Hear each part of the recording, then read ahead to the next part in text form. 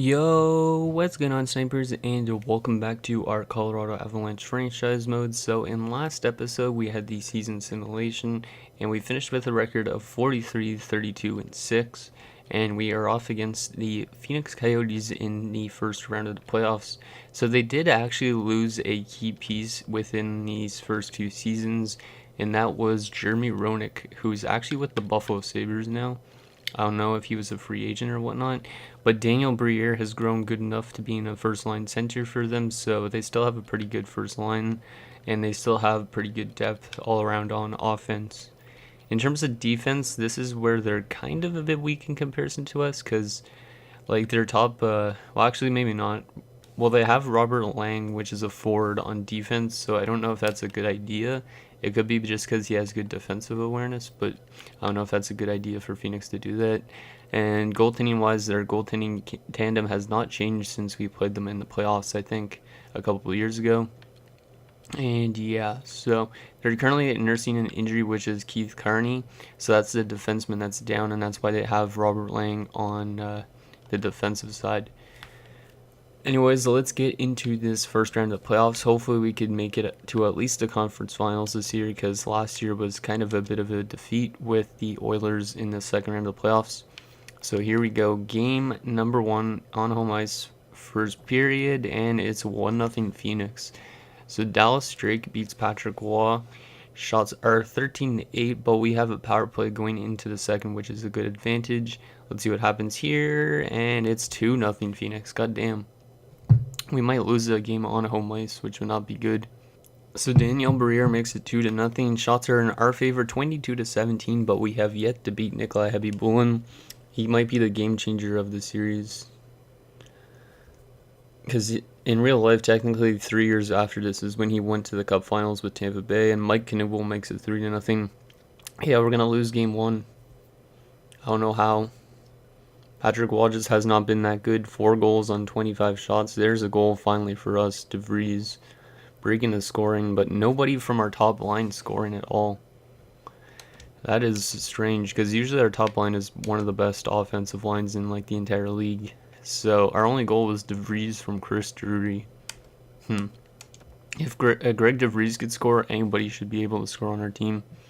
So yeah, Khabibulin, Briere, and Reichel are the stars for the Phoenix Coyotes. So I'm not going to change anything up just yet, but okay, maybe I have to, because Steve Sullivan has went down with his sprained ankle and he will not return until the 15th. So that's a big blow here in the first round of the playoffs. So Deadmarsh, you could go up to the second line. What do we want to do? Who's their scratch for it again? Oh yeah, Tony Herkash. He's not even that good. Yeah, okay, Tony Herkash, I guess you're going to come into the lineup. Damn, that is a big loss. Big loss. Okay, so Tony Herkash, you could play on the 4th line. We're going to put Watt on the right wing, and we'll move Donovan to the second line, or not second line, 3rd line. Okay. So if he's out till the 15th, he is out till, let's check the calendar. Hopefully it's not this entire series, because that's a big blow if it is. It's all the way until game number 5 if there is one. So Phoenix could technically still sweep us. So hopefully we get at least a win so we could see Steve Sullivan play at least one more game in this first round. So let's him up to game number 2. Hopefully we could bounce back from that game, because it was not a good game in both ends of the ice. We need our offense to show up, and we need our defense to play a bit better. So here you go, first period, and once again it's 1-0 Phoenix, and it's Daniel Briere breaking the ice. Shots are 11 apiece, but we still are we have our troubles scoring goals on Heavy Bloom. It could be just because they have like a lot more depth than they did last time we played them. Like, they also have Doug Gilmour, so let's see what happens here in the second, and it's the same thing as last game. Kirk Muller making it 2-0, but they're out shooting us 25-20, but we've only got 1 goal in 5 periods. I'm going to definitely have to change up something with our team, because the loss to Steve Sullivan doesn't even help at all, because he was a really good offensive player, like when he played in the playoffs with Toronto like a couple seasons ago. Oh, this is not good. Final 5 minutes of this period, and Theo Fleury, there you go, our top line pulls us within one. Can we tie it late? Time winding down, and we're not going to do it. So once again, we only score 1 goal. At least it was our top line this time, so maybe that will get them going for the next game. But damn, we're down 2-0. We lost both of our home games. So Fleury from Forsberg and Sakic is the only goal. Patrick Waugh still gets first star because he made 38 saves. So good game for Patrick Waugh, but not for the rest of our team. Because like I said, only 2 goals in 2 games. Yeah, we need to start finding that offense again. So I'm going to change up the lines, I think, for these games in Phoenix. See if we could find a new chemistry. Like, I might take Theo Fleury. Yeah, let's take Theo Fleury off the top. Actually, Fleury's the one that scored, though. I don't want to take Sakic or Forsberg off. You know, I'm going to take Fleury still off the top line. I'm going to bring him down to the second line to see if he could get the second line going. And then Hayduk could play with Sakic and Forsberg, kind of just change up the first line. Bottom 6 wise, I like how it's laid out right now. I don't think any of these guys... Actually, yeah, Hurkacz could take faceoffs, right? Yeah, he can. So we could move Yell to the wing and then do something like this. Yeah, there we go. So we're going to play Tony Hurkacz in his primary position, which is center. See if that helps us win a bit more defensive draws. And hopefully we can get a win here in Phoenix. Because we need to win both of these games or else we might be out in the first round, which would be an utter disappointment. We'd be like basically falling back from our first period, and there you go, 1-0 us, and it's Tony Hurkacz. So the guy that comes in to the lineup for an injury manages to score, so we finally strike first. Shots are 10-10 apiece, but we are up 1-0.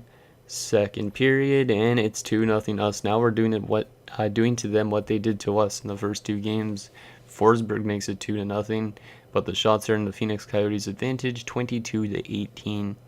Okay, let's see if we could lock down this third period here, boys. Penalty kill, nicely done. Almost down to the final 10 minutes. Darren Quint is going to make it 2-1, but Hayduk makes it 3-1 us. So Hayduk might be actually getting the top line to find more offense because they got 2 goals in this game. So that's good. Final bit. Just lock it down. And we are going to win this game 3-1. So we stay off going down 3-0 in the series. And hopefully we could tie the series next game. So Hurkacz from Watt and Donovan, and then Forsberg from DeVries and Sakic, and Hayduk from Forsberg and Sakic. 3 stars in that game. Patrick Waugh again, Forsberg, and Sakic. So our big guys showed up when they needed to. Hopefully they could continue to do so in game number 4. It's been kind of an interesting series because both teams have not scored a lot of goals on their home ice so far. So maybe somebody's due to do so soon. Hopefully not today because we don't want Phoenix to blow us out of the water here. So here we go, game number 4. Let's tie the series, headed back home, guys. First period and scoreless, so I'll take that. But the shot advantage I won't take. 12-5 in favor of the Coyotes. We need to get a lot more shots if we want to beat Nikolai Hebubulin. Second period and 2-0 Phoenix. You gotta be joking me. Gilmore and Tkachuk score, and yeah, this is not looking good. Shots are 23-15 in favor of the Coyotes, and we are down by 2 goals. We need a strong third, and we're gonna let an early goal, or 2 early goals. Yeah, we're gonna go down 3-1 in the series. We're gonna have to somehow win 3 in a row. Like, we won 1 game, so that means Sullivan's gonna be back for the next game, but I don't know if having Sullivan back in the lineup will just get us back in the series or not. 5-0. Patrick Waugh, man. Damn, he must be on the decline or something. 5-0. Well, that game was basically what I was just saying it would be, but I was hoping it wouldn't. So Gilmore gets first star, Hebubulin the second star, and Martin Lapointe the third star. Okay, so Sullivan should be back for this game 5. Yes, he is. And the AHL team, I think, made the playoffs, so that's good news. First time the AHL team has made the playoffs. So Sullivan is going to be going in for Hurkacz. And Hurkacz is going to go, or not Hurkacz, Sullivan is going to go back up to, did I have him on center? I think so. And then we're going to put Fleury back to the top line. Actually, oh yeah, I know what it was. Yeah, I know what it was now. Do it like that. And then Denmark's down here, and yeah, that was good. Okay, so our lines are back to the way they normally were. Hopefully this could jumpstart our offense having Sullivan back. If not, we are done for in the first round, which is not good. So here we go, game number 5 on home ice. Let's see if we could pull within one of tying this series. We need to find our offense and play better defensively, so we're going to do a real-time simulation here, just because we're on the brink of elimination. So it's an all-important game. Power play, come on guys, you got to strike on that, and we don't score. We're getting a lot of shots, which is good, but we still need to be able to beat Heavy Bull in the win. And it is not scoreless after 1. Phoenix opens the scoring. That's not good because I think, yeah, every single game so far, the team that scores first ends up winning. Tkachuk scores on his team's 6th shot. So Patrick Waugh is shitting the bed. Second period underway. Come on, guys. We need to get more shots even probably on Heavy Bull to beat him. Because he's young and he's good. Well, he's probably like 30 now. And Teppo Newman makes it 2-0. You got to be joking me. We need a goal here, at least in this period, guys. Come on. There you go. Theo Fleury pulls us within 1. Time winding down here in this second. And there's a big goal from Forsberg. The top line coming out when we needed it to in the final 5 minutes of the second period. And it's 2-2. Shots are 22-18 in favor of us. Let's see if we could have a strong third here and win this game. An early power play chance, but we could not score. And oh my god, Shane Doan makes it 3-2. Phoenix, come on guys, we got to answer back. We can't score there. We're 5 minutes away from being eliminated in first round power play. There you go, Adam Foote. Big goal from Foote on the power play, and it's 3-3.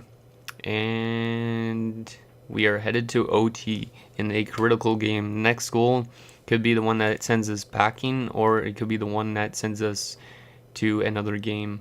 Let's see what happens here in OT. Come on, guys. We have the shot advantage. Let's just get that 4th goal. The top line's been good this game, and there you go. And it's the guy we signed in free agency, Scott Thornton, with his first goal of the playoffs. And we win 4-3, and we have stayed alive for another day. So Fleury from Forsberg and Sakic, Forsberg from Sakic and Fleury, Foote from Forsberg and Fleury, and then Thornton from Deadmarsh and Pelton. And so good on the third line to get the winning goal, and good on the first line to get a lot of offense out of that game. So Fleury and Forsberg the first 2 stars with 3 points each, and Shane Doan the 3rd star. Okay, so we are a game away from tying this series. I don't know if we can, but we are back in Phoenix where we are 1-1 so far in this playoff round. Hopefully we can win this and take it back to Game 7 on home ice. That would be a big boost to our confidence. So here we go, game number 6. Not changing anything with our lines, still real-time simulation just in case. We had multiple power play chances here early, but we don't score on them. And once again, they're gonna strike first on like not that much shots. God damn it, Keith Tkachuk is too good. Like I think he's one of the best goal scorers in this series so far. Robert Lang makes it 2-0. That's not good. And it's 2-0 Phoenix after 1. We're going to have a strong output in the second because Patrick Waugh is having a bad night. 2 goals on 5 shots. Come on, boys. We need the next 2 goals. Because if we let in another, then we are pretty much done for. There you go. Milan Hajduk pulls us within 1. Can we have another comeback like last game? Final 5 minutes of the second period. We're down by only a goal. Come on, boys. Tie this game up. And we are going to the third, down by 1, but we have the shot advantage. We need a strong push here, like just as strong as last game, even stronger maybe. So here you go, third period underway, penalty kill. Kill that off, guys. Kill that off. There you go.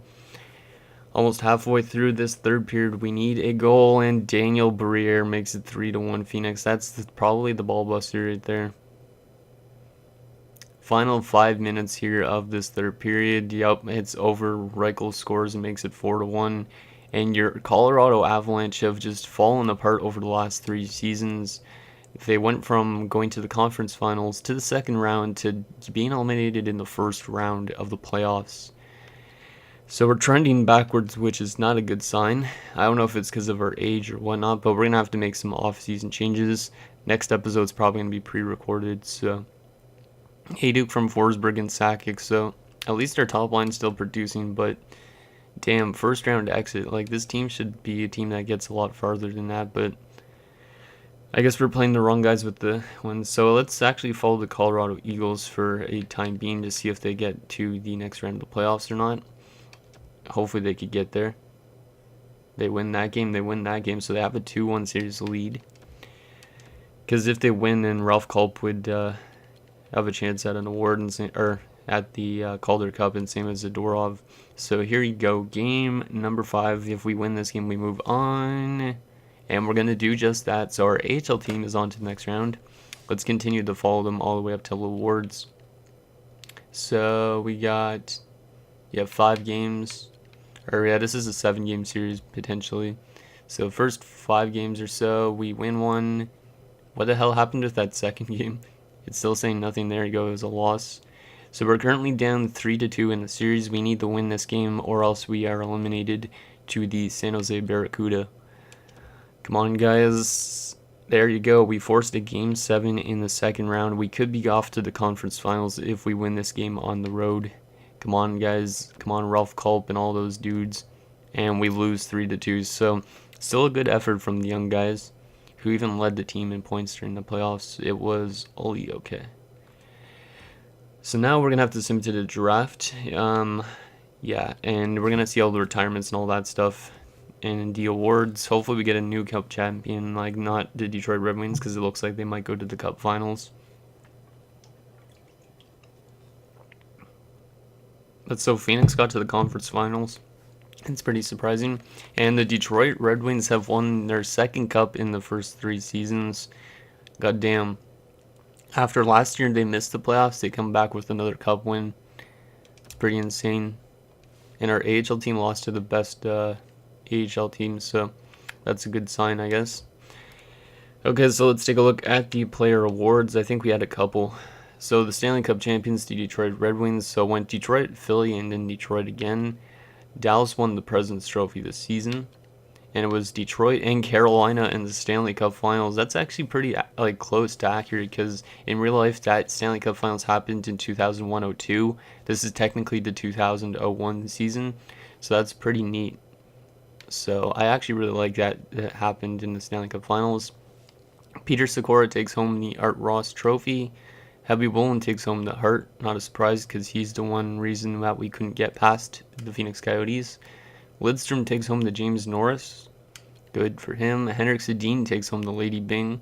It's pretty cool, because he's in his second season, I think, in the NHL, because he was drafted in 2019.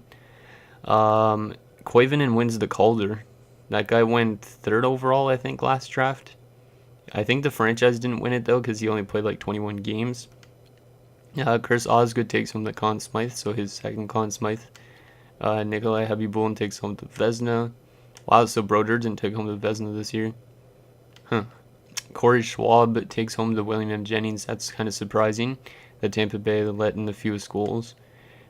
Jason Smith takes home his second Bill Masterton. And then Steve Ruchin takes home the Selke. Nikolai Habibulin takes home the Lindsay. And Ron Francis takes home the Maurice Richard. Interesting.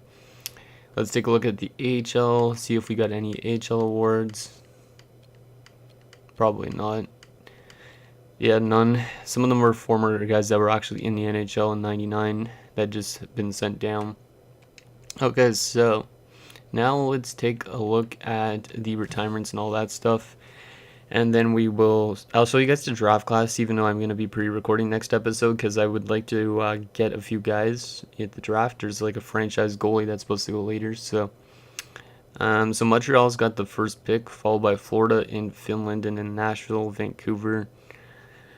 Okay, interesting. So now the retirements. Do we have actually any created retirement guys? Hopefully we do. Let's go by games played,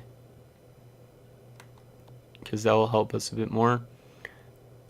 So, no, not Milan McCulloch. Doesn't really matter about McCulloch.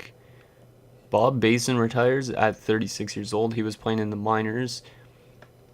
He retires with 82 games played, 6 goals, 9 assists, 15 points. He only played the first season, if I'm not mistaken.